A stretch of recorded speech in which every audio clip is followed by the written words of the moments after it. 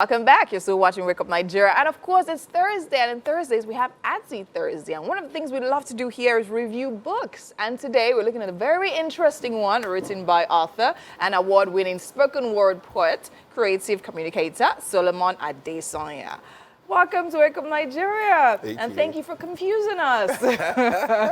Okay, so now, I will say this as I told you earlier. I read this book, the cover page, about 5 times yesterday. And I think it's because of the monks we have here. And the two... And the two people. I read martial arts. Yeah. Right? Then at the top, I'm like, love is worth fighting for. I said, okay. And I opened the book. I started reading. Then something just said, come back and read that thing again. And I realized it was actually marital arts. Yeah. So why? Okay.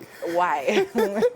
Okay, so I actually like to play on words a lot. Yeah. So the concept is from the right that you see on top, love is worth fighting for. Yes. The concept, I was trying to amplify the thought of the fight. The fight. And yes. The closest word to marital that I could use was, that's not, is martial. Yes. So I said, okay, let the design be Yes. martial arts, Yes. and let the title be marital act. That's about marital arts, Yes. about marriage. So Yes. and there's a concept that says that pictures speak.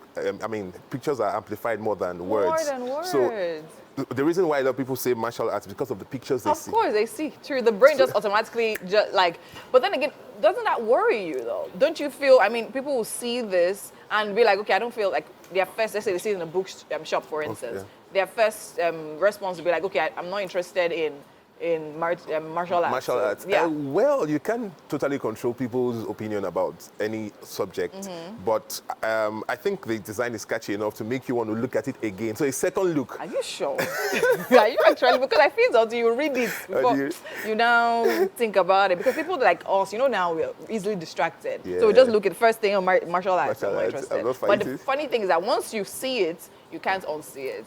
And it's amazing. So now I was telling you earlier, I love the fact that it's an easy read. So you open it, as opposed to a whole lot of marital books, right, that we have, books on marriages. Yeah. They're usually so intense and serious. I love how easy this is. I think it has a lot to do with the fact that you're a poet and you do all of that. So now tell me, what spurred you to write this book? Okay.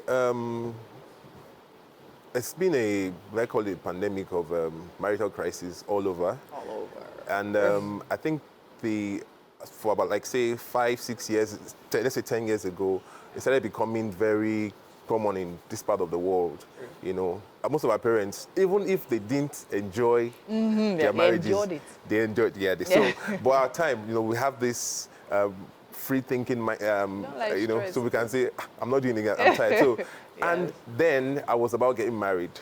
So I thought, okay, let me educate myself. Okay, you educated yourself by writing a book. Interesting. I actually learned by writing. Okay. I learned by writing. So I said, okay, let me educate myself. From all the things I've learned, can I bring everything together in a simple form? And poetry is like the simplest form of language, So I said, okay, let me put it this way. And then that was the...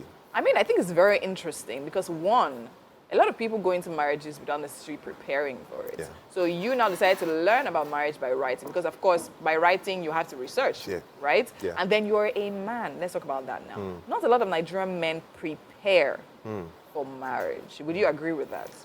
To an extent, yes. Okay, because so now... men think a lot about business, the income, money. They don't think about the family. They think, no, once there's money, everything is fine. Yeah. Okay, so now let's talk about When Strangers Fall in Love. What was that chapter really selling?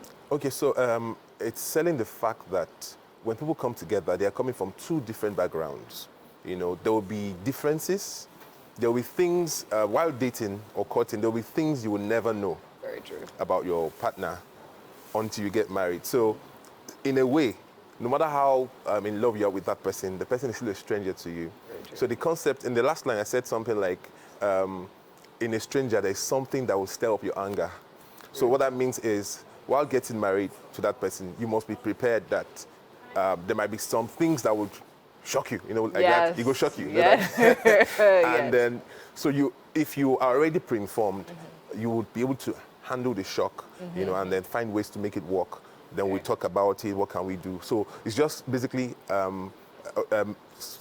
prompting people to know that you don't know everything about this person. Okay. So get ready for some revelations after the honeymoon. After the honeymoon, all right, amazing. So it speaks about in difficult times. So I'm supposing that in that chapter, you actually dropped tips about things or how to handle difficult times and conflict. So how would you say best from your point of view? I think basically everything in marriage, to find a solution, has to be open communication. We have to talk about these things.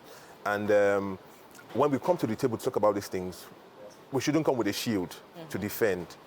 So the goal is we're fighting for the love we have. We're fighting for the home we are building.